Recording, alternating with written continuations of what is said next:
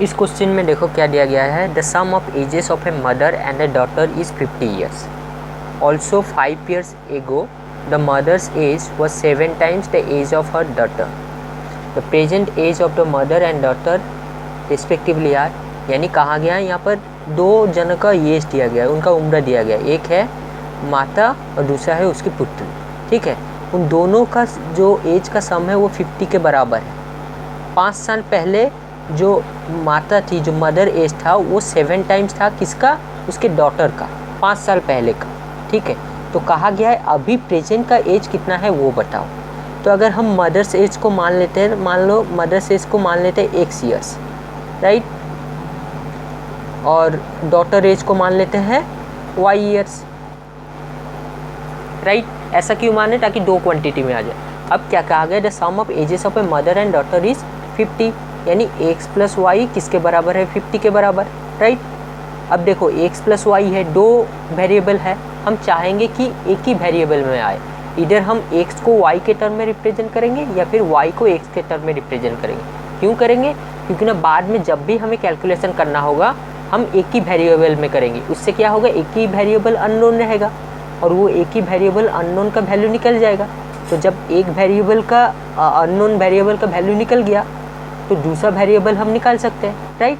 मान लो हमारा x unknown variable में हम कंटिन्यू किए, तो x का वैल्यू निकल गया, तो x का वैल्यू यहीं पर पुट कर देंगे यहीं पर, तो फिर y का वैल्यू निकल जाएगा। ठीक है, तो मैं क्या करता हूँ, ये x को मैं y के टर्म में रिप्रेजेंट कर देता हूँ। y क्या लिखता हूँ, 50 माइनस वाई, राइट। तो जब भी हमें x को y के टर्म में रिप्रेजेंट करना होगा 50 माइनस वाई कर देंगे। ठीक है, तो उसके बाद क्या कहा गया है, also 5 years ago the mother's age was 7 times the age of her daughter. ठीक है, 5 years एगो मतलब क्या होगा, 5 years एगो मतलब अभी प्रेजेंट एज अगर मदर का x है तो 5 years एगो, 5 years एगो, राइट, 5 years एगो मदर का एज क्या हुआ होगा, मदर का एज क्या हुआ होगा बोलो। अगर तुम्हारा एज अभी 15 है मान लो, तो फिर 5 साल पहले क्या हुआ होगा, 15 माइनस 5, राइट। तो अभी अगर मदर का एज x है तो 5 साल पहले क्या हुआ होगा, x माइनस 5, हाँ कि नहीं हुआ। तो मदर एज ये हुआ। अब देखो ये वाला क्या कहा गया, ये किसके बराबर है, 7 times the age of the daughter, यानी x माइनस 5 किसके बराबर है, 7 times the age of the daughter, right. तो एज ऑफ द डॉटर क्या होगा, अभी एज जो डॉटर है, डॉटर का प्रेजेंट एज x था, y था, तो 5 साल पहले y माइनस 5 होगा, राइट। वो y माइनस 5 का 7 times, यानी 7 y माइनस 5 हुआ। अब देखो इसे सॉल्व करेंगे। अब देखो ये x है, ये y है, तो हम क्या करेंगे, इस x को y के टर्म में रिप्रेजेंट कर देंगे। क्यों, देखो इसके y के टर्म में रिप्रेजेंट कर देंगे तो ये इक्वेशन पूरा y के टर्म में हो जाएगा, तो इससे y का वैल्यू निकल जाएगा। अब जब y का वैल्यू निकल गया तो यहाँ से ये वाला इक्वेशन थे, हम x का वैल्यू निकाल देंगे, तो हमारे x और y निकल गया, दोनों का एज निकल जाएगा, राइट। अब देखो इसे सॉल्व करते हैं, तो x का वैल्यू क्या पुट करेंगे, 50 माइनस वाई यहाँ लिख देंगे। आशा करता हूँ समझ में आ रहा होगा। ठीक है, ये मैं y के टर्म में रिप्रेजेंट कर रहा हूँ, ये तुम y को x के टर्म में भी रिप्रेजेंट कर सकते थे। ठीक है, ये किया। उसके बाद देखो ये 7 इंटू वाई होगा, 7y, ये माइनस 35 हो जाएगा, राइट। आशा करता हूँ समझ में आ रहा होगा। अब देखो क्या करेंगे, 50 माइनस 5 कितना होगा, 45 माइनस वाई, राइट। ये क्या हुआ, 7y माइनस 35, राइट। अब देखो इस तरफ माइनस वाई है, इस तरफ प्लस वाई है। अगर ऑपोजिट साइड में गया, इस तरफ प्लस है तो ऑपोजिट साइड में गया तो माइनस हो जाएगा, उसका ऑपोजिट साइन, हाँ कि नहीं। तो यहाँ पर प्लस है तो इस साइड में माइनस 7y हो जाएगा, हो गया। इस तरफ माइनस 35 है, इस तरफ प्लस 45 है, तो इस तरफ आकर माइनस 45 हो जाएगा, राइट, हुआ। अब देखो क्या करेंगे, minus y minus 7y, minus y मतलब क्या, माइनस 1y, राइट। तो माइनस 1y माइनस 7y यानी माइनस 8y हुआ। अब देखो इस दोनों को प्लस करेंगे, माइनस 35 माइनस 45 कितना होता है बोलो, ये होता है माइनस 80। अब देखो अगर तुम ध्यान से देखोगे 8 और 80, इसका मतलब इस साइड 8 आएगा तो डिवाइड करेगा और माइनस माइनस से कट जाएगा, तो y किसके वैल्यू हुआ, y हुआ माइनस 80 बाई माइनस 8, माइनस से माइनस कट गया y का वैल्यू कितना निकला बोलो, y इजिकल टू 10। तो राइट आंसर इज y का वैल्यू, यानी डॉटर्स का एज है 10। अगर डॉटर्स का एज है 10 तो x का वैल्यू हम क्या निकालेंगे, x is equal to 50 minus y. तो x क्या होगा 50 माइनस वाई, यानी 50 माइनस 10 किसके बराबर, 40 ईयर्स के बराबर, राइट। x हम किसे माने थे, मदर्स का एज, और y किसे माने थे, y माने थे डॉटर्स का एज। तो ये 40 ईयर्स, ये 10 ईयर्स, तो 40 10 है, हाँ देखो ऑप्शन नंबर सी है कि नहीं, तो option number C is correct. Next question देखो, बिल्कुल उसी तरह का है। पहले वाला में मदर और डॉटर का, इस बार है बेटा और उसके पिता का, ठीक है। तो यहाँ पर क्या कहा गया, the sum of ages of son and father is 56 years, यानी बेटा और पिता का जो सम है, उन दोनों की उम्र का जो सम है, उन दोनों को मिलाकर जो क्वांटिटी आ रहा है वो 56 के बराबर है, 56 ईयर्स, ठीक है। तो 4 साल बाद, पहले वाला था 5 साल पहले, अब ये 4 साल बाद, यानी फ्यूचर में बोल रहा है। 4 साल बाद जो पिता का एज होगा वो 3 टाइम्स होगा किसके, सन का, यानी उसके पुत्र का सन के एज के 3 टाइम्स होगा, राइट। तो उन दोनों का एज क्या है वही बताना। तो इसे भी ऐसे ही मान लेते, मान लो मैंने क्या माना, मानो मैं फादर्स का एज अभी प्रेजेंट एज मान लेता हूँ x ईयर्स, राइट, और सन का एज मान लेता हूँ y ईयर्स, राइट। अब क्या क्या है, sum of ages of son and father, यानी x प्लस वाई किसके बराबर है, 56 के बराबर हो गया। 4 साल बाद the age of father will be, age of 4 साल बाद देखो, और मैं लिख नहीं रहा हूँ, 4 साल बाद फादर का एज क्या होगा, x प्लस 4 ईयर्स, राइट। ये किसके बराबर होगा, 3 times that of the son's age, ठीक है। तो 3 times that of the son's age, तो सन से 3, इसका 3 गुना किसका, सन्स का एज का, तो सन का एज क्या होगा, y प्लस 4 होगा, राइट, ये होगा। अब देखो ये एक से ये y है, तो हमें क्या करना है, एक ही वेरिएबल अननोन रखना है, ताकि उस एक वेरिएबल का आंसर निकल जाए, दूसरा वाला हम इस इक्वेशन में पुट करके निकाल सकते हैं। अब देखो x को हम ऐसे लिख सकते हैं 56 माइनस वाई, तो ऐसे लिख सकते हैं x is equal to 56 minus y, इस तरफ प्लस वाई है, उस तरफ जाकर माइनस वाई है। इससे फ़ायदा क्या हुआ, x को हम y के टर्म में रिप्रेजेंट कर दिए, तो इस तरफ हम लिख देंगे x को 56 minus y plus 4 is equal to 3 into y plus 12, right. अब देखो 56 प्लस 4 यानी minus y plus 60, 3y plus 12, right. अब देखो सिंपल कैलकुलेशन है, तो क्या हो जाएगा, इस तरफ हो जाएगा माइनस 4y, इस तरफ हो जाएगा माइनस 48, और देखो मैं कह नहीं रहा हूँ y इज इक्वल टू 12 कैसे आया, इस तरफ माइनस 4 मल्टीप्लाई कर रहा है, इससे डिवाइड करेगा।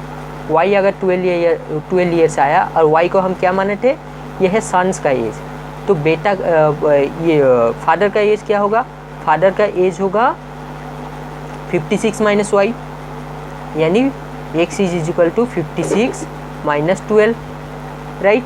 ये किसके बराबर, 44 ईयर्स के बराबर। तो 44 ईयर्स और 12 ईयर्स ये है क्या, देखो 44 ईयर्स और 12 ईयर्स, अब देखो ये वाला आंसर, ठीक है। नेक्स्ट क्वेश्चन देखो क्या कहा गया है, mister Sohanlal is 4 times as old as his son. 4 years hence, the sum of their ages will be 43 years. The present age of son is, यानी क्या कहा गया है, देखो मिस्टर सोहनलाल जो है वो, उनका एज उनके पुत्र, उनके सन का 4 गुना है, ठीक है। तो 4 साल बाद उनका और उनके बेटे का जो एज का जो सम होगा वो 43 ईयर्स के बराबर आता है। तो उनके प्रेजेंट एज, यानी उनके पुत्र का प्रेजेंट एज क्या है हमें बताना है। तो कैसे निकालेंगे, देखो ये मिस्टर सोहनलाल का जो एज है 4 times of age only son, यानी इनका एज इनके सन के रिस्पेक्ट में एक्सप्रेस किया गया। तो यहाँ पर फंडामेंटल यूनिट होगा सन का एज। तो सन का एज अगर हम मान लेते हैं, कुछ भी मान सकते हो, मैं इसको x ईयर मान लेता हूँ, राइट। तो मिस्टर सोहनलाल का एज कितना हुआ, सोहनलाल का एज है कितना बोलो, एज है 4x, राइट, 4 गुना हो गया। अब क्या कहा गया है, 4 ईयर्स हेंस, यानी 4 वर्ष बाद उन दोनों का एज का जो सम होगा वो 43 ईयर्स के बराबर है। तो 4 year hence right, 4 year hence son का एज क्या होगा, 4 ईयर हेंस सन का एज होगा, अगर मानो तुम्हारा एज अभी 16 है, 4 साल बाद क्या होगा 20 होगा। कैसे आया, 16 + 4। सिमिलरली सन का एज क्या होगा, x + 4 ईयर्स, राइट, ये हो गया। सोहनलाल का एज क्या होगा, इनका होगा, सोहनलाल का एज क्या होगा, ये उनका प्रेजेंट एज इसका था 4x था, ठीक है, तो उनका एज क्या होगा 4x + 4 होगा, राइट, ये होगा। अब देखो ये मत कर देना 4 × x + 4 ईयर्स, नहीं, ऐसा नहीं होगा। क्यों नहीं होगा, देखो समझो, अगर मैं कहा तुम्हारा एज अभी 16 है, ठीक है, और तुम्हारे बड़े भाई का एज है 32, यानी वो तुमसे 2 गुना ज़्यादा है, 2 times of your present age है, तो 4 साल बाद तुम्हारा एज हो रहा है कितना 20, राइट, तुम +4 कर रहे हो, 4 साल बाद उनका एज कितना होगा 36 होगा ना। अब देखो ये 20 और 36, क्या जो 36 है वो 20 के 2 गुना है, 2 टाइम्स है, नहीं, उस प्रेजेंट ईयर में, उस प्रेजेंट टर्म में वो 2 टाइम्स था, लेकिन 4 साल बाद नहीं होगा, हर 1 साल के बाद सबका एज 1 ईयर्स बढ़ता है, इसीलिए मैंने ये किया 4x + 4, 4x + 4 मानी इसका एज का 4 गुना नहीं लिया, अगर ये लेता तो ये भूल हो जाता, राइट, तो ये दोनों लिए। अब क्या कहा गया है, देखो the sum of their age is 43, यानी सम ऑफ देयर एज, यानी इनका एज और इनका एज, ये दोनों को मिलाकर 43 के बराबर आ रहा है, तो इन दोनों को मिला देते हैं, इसमें क्या बड़ी बात है, मिला देते हैं, देखते हैं क्या होता है, = 43, राइट। अब देखो सिंपल कैलकुलेशन, क्या 5x + 8 = 43, और मुझे कैलकुलेट करने की ज़रूरत नहीं, देखो ये वाला हो जाएगा 35, ये वाला x हो जाएगा 7। अब तुम बोलोगे ये कैसे किया, ये बहुत ही आसान है, देखो 5x कैलकुलेट हुआ, प्लस हुआ, 4 4 8 हुआ, इस तरफ जाएगा माइनस हो जाएगा +8, तो 35 हुआ, इस तरफ, जिस तरफ ये एक मल्टीप्लाई कर रहा है दूसरी तरफ जाकर वो डिवाइड कर देगा, लेकिन साइन कन्वर्जन नहीं होगा, साइन कन्वर्जन सिर्फ प्लस माइनस के क्षेत्र में होता है, ठीक है। यहाँ पर देखो ये +5 है और मल्टीप्लाई कर रहा है, तो इस तरफ आकर -5 डिवाइड नहीं कर रहा है, इस तरफ आकर +5 डिवाइड कर रहा है, सिर्फ उसका फंडामेंटल जो कार्य कर रहा था उसका ऑपोजिट हो जा रहा है, लेकिन साइन नहीं हो रहा है, ठीक है। तो x आया 7, ठीक है, और से x को हम क्या माने थे, सन्स एज, तो प्रेजेंट एज सन का कितना हुआ 7, क्या ऑप्शन में दिया गया है, तो कहने की ज़रूरत नहीं, बस टिक कर दो, ये हो गया आंसर। नेक्स्ट क्वेश्चन लेते हैं, देखो क्या कहा गया, in 10 years A will be twice age old age B was 10 years ago. If A is now 9 years older than B, the present age of B is, यानी क्या कहा गया है, इन 10 ईयर्स यानी 10 वर्ष के अंतर्गत, 10 वर्ष के बाद, ठीक है, A will be twice as old as B was 10 years ago, यानी B का जितना भी एज था 10 वर्ष पहले, उस एज का 2 गुना हो जाएगा, 2 टाइम्स हो जाएगा, हुआ। अब क्या कहा गया, if A is now 9 years older than B, the present age of B is, यानी A का अभी जो प्रेजेंट एज है, ठीक है, वो B से 9 ज़्यादा है, यानी अगर B का एज हम x मानते हैं तो A का एज क्या होगा x + 9।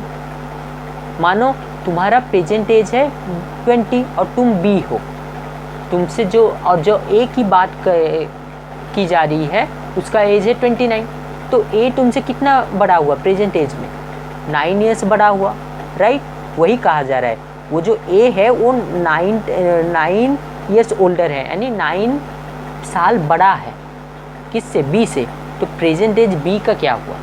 अब देखो इसको क्या हम सॉल्व कर पाएंगे, नहीं कर पाएंगे, हमें पता नहीं, हमें जो दिया गया है उसी को ध्यान देते हुए हमें आगे बढ़ना है, देखते हैं, हो सकता है हम सॉल्व कर लें, ठीक है, जो दिया गया है उसी को सॉल्व करते हैं। अब देखो क्या दिया गया है, देखो इन 10 years A will be twice as old as B was 10 years ago।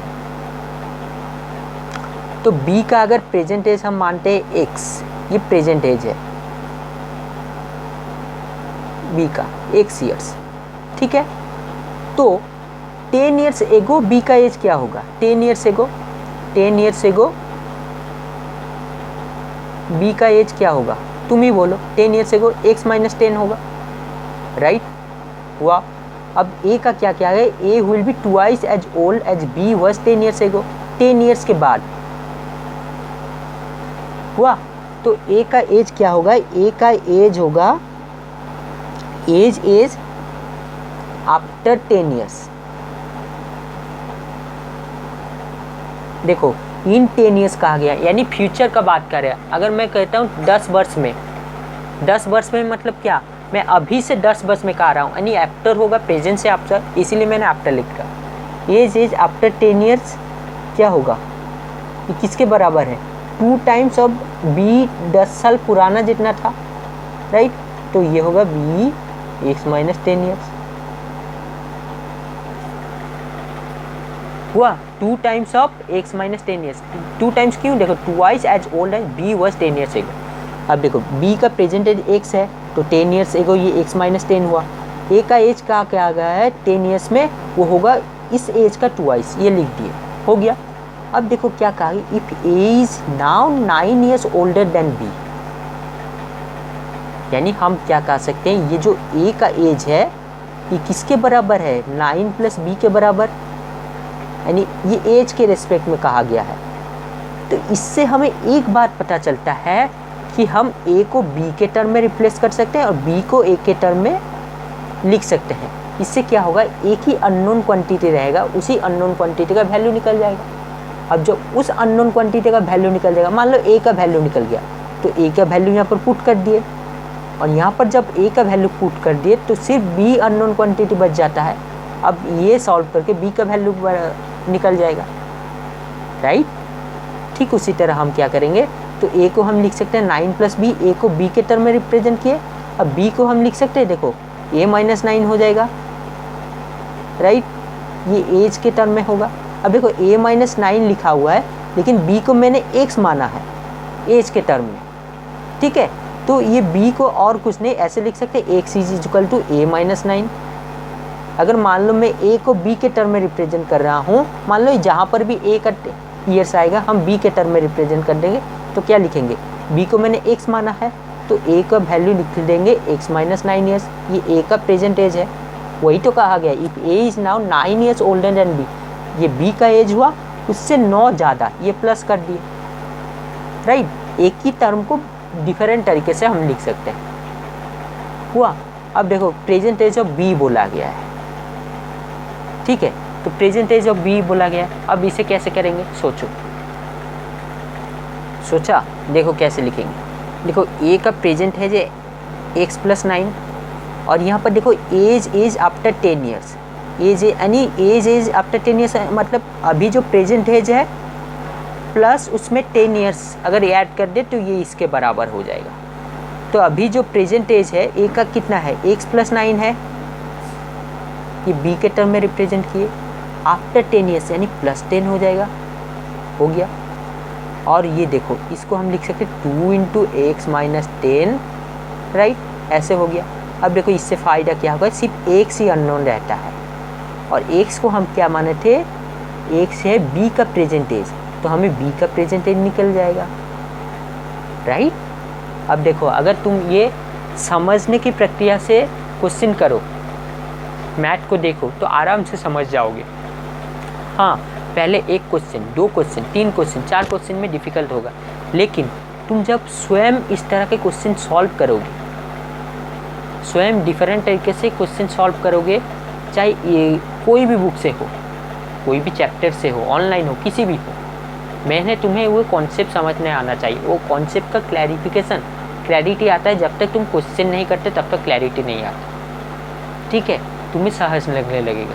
लेकिन अगर तुम इतना दूर समझ कर कि ये कर लिए, मैं समझ गया, बस हो गया, कॉपी रख के चले गए और फिर और इसको ना रिवाइज किए। रिवाइज ऐसे नहीं होता कि मैंने कर दिया था एक बार देख, नहीं, वो रिवाइज होता है एग्ज़ाम से पहले, लेकिन उस तरह के प्रॉब्लम हमें सॉल्व करना पड़ता है। ठीक है, वो मैथ के प्रॉब्लम को कभी भी ये प्रक्रिया को, मैथ के प्रॉब्लम को समझो, ठीक है, प्रोसेस को समझो, क्या करना है, क्यों ऐसे सोचे। ये मत समझो कि इस तरह का क्वेश्चन आया मतलब ये करेंगे ये नहीं। हाँ, कुछ कुछ क्वेश्चन में देख सकते हैं, ठीक है। मेन है कॉन्सेप्ट को समझना है, मैं क्या सोच रहा हूँ, कैसे सोच रहा हूँ, वही चीज़। देखो मैं ये एक्स के टर्म में रिप्रेजेंट किया, ये एक्स के टर्म में रिप्रेजेंट किया, ताकि एक ही अननोन क्वांटिटी रह जाए। इससे एक साइड में रह जाएगा, बाकी के साइड में न्यूमेरिकल वैल्यू आ जाए, इससे एक्स का वैल्यू निकल जाए। और एक्स कुछ नहीं, प्रेजेंट एज ऑफ बी है।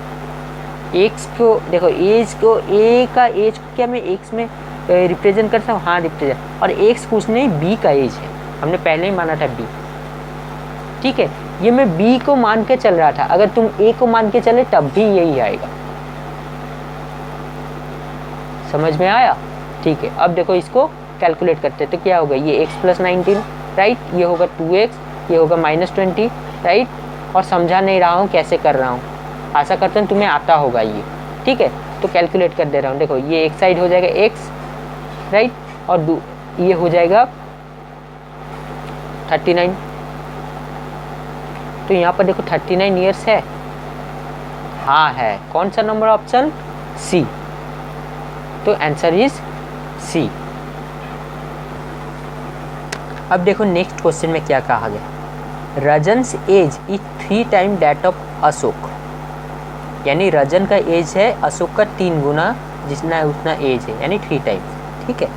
तो क्या कहा गया है उसके बाद, इन 12 ईयर्स यानी 12 वर्ष बाद Rajan age will be double the age of Ashok. 12 वर्ष बाद रजन का जो एज होगा वो अशोक का एज का कितने, अशोक का एज का 2 गुना होगा, 2 टाइम्स होगा, डबल कहा गया।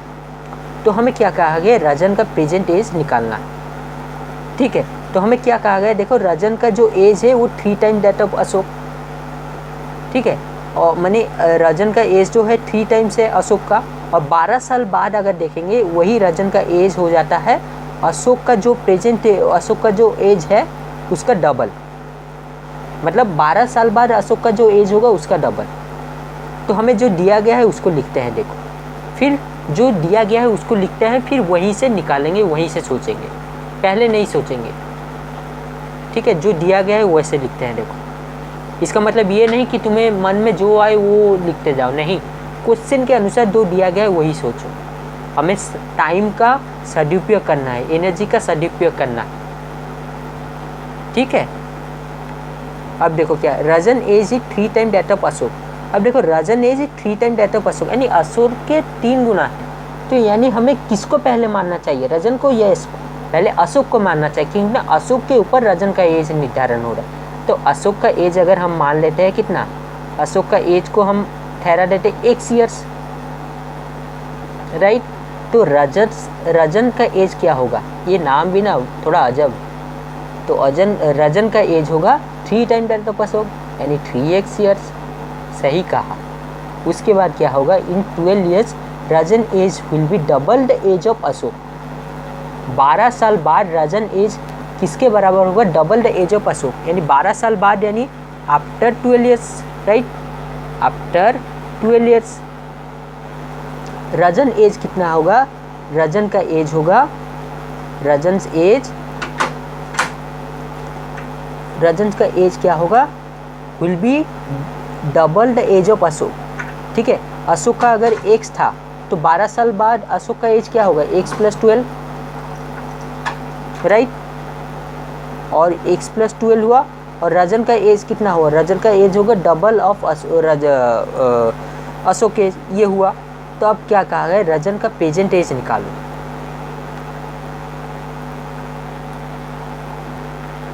अब देखो इस क्वेश्चन को निकालेंगे कैसे, देखो यहाँ पर ना कोई ऐसे हिंट है ना कुछ है जो निकाल सकेंगे। यहाँ पर देखो अशोक का एज x है, ये 3x है, और ये 2x जो दिया गया लिखेंगे। लेकिन क्या इक्वेशन भाई ये कुछ फॉर्म कर सकते हैं? नहीं। लेकिन अगर तुम ध्यान से देखो, हाँ फॉर्म कर सकते हैं। देखो ये जो एज है ये 12 साल बाद एज है, तो इसके और एक तरीके से लिख सकते हैं। देखो रजन का जो एज है वो 3 टाइम्स ऑफ अशोक था, यानी 3x ईयर था, 12 साल बाद ये क्या हो जाएगा, ये 3x + 12 के बराबर हो जाएगा। और ये 12 साल बाद जो एज है इसको हम इस फॉर्म में भी लिख सकते हैं, वही कहा गया। तो यानी क्वेश्चन के हिसाब से हमारा ऐसा होना चाहिए 3x + 12 should be equal to 2 × x + 12, right. अब इसको सॉल्व करते हैं, देखो ये 3x + 12 जल्दी सॉल्व करते हैं, ये 2x + 24, राइट। ये हुआ, ये 2x इस टाइम माइनस हो जाएगा, ये हो जाएगा x बराबर 12 के बराबर। तो x किसके बराबर आया, 12 एज के बराबर, ठीक है। तो रजन का प्रेजेंट एज क्या होगा हमें निकाले, रजन का प्रेजेंट एज होगा 3x, यानी x to 12, तो 3x क्या होगा 12 × 3 यानी 36 ईयर्स। तो 36 ईयर्स है, हाँ, ऑप्शन नंबर सी। समझ में आया ये वाला मैं क्यों किया ऐसे। देखो ये वाला कहा गया रजन का एज 3x के बराबर, 3x के बराबर है, यानी अशोक के 3 गुना के बराबर है। तो अगर हमें यही पकड़ के चलते हैं तो ये 12 साल बाद क्या होगा, 12 साल बाद इसका एज 3x + 12 होगा। जैसे मान लो कहा गया है तुम्हारा एज है 10 और तुम्हारे एक बड़े भाई का एज है 20, राइट। और जो 20 है वो तुम्हारा 2 गुना हुआ कि नहीं, 2 गुना हुआ। अब 10 साल बाद जिनका एज 2 गुना हुआ था वो कितना होगा, 20 + 10 यानी 30 हुआ, हाँ कि नहीं। और 30 वो 30 कैसे आया, 2x यानी 2x 20 था + 10, तो वही तो हमने लिखे थे 3x + 12 ईयर्स, यानी 3x था उससे 12 ज़्यादा हुआ। और ये वाला एज किसके बराबर दिया गया, अकॉर्डिंग टू क्वेश्चन ये एज उस अशोक के एज के डबल होगा। ये सिर्फ मैं रजन का एज लेके चल रहा हूँ और ये अशोक के रिस्पेक्ट में मैंने चल रहा हूँ, यानी ये दोनों इक्वल होना चाहिए, हाँ कि नहीं। 12 साल बाद अगर रजन का एज इस रिस्पेक्ट में लिखा जा रहा है तो वही रजन का एज अशोक के रिस्पेक्ट में 12 साल बाद अगर लिखा जा रहा है, दोनों का एज तो सेम ही होना चाहिए ना, हाँ कि नहीं। तो ये हमने निकाल लिया x 12 के बराबर आया। अब रजन एज क्या हुआ, रजन एज हुआ 3x, 3 × 12 36 के बराबर। तो answer is 36, option number C is correct.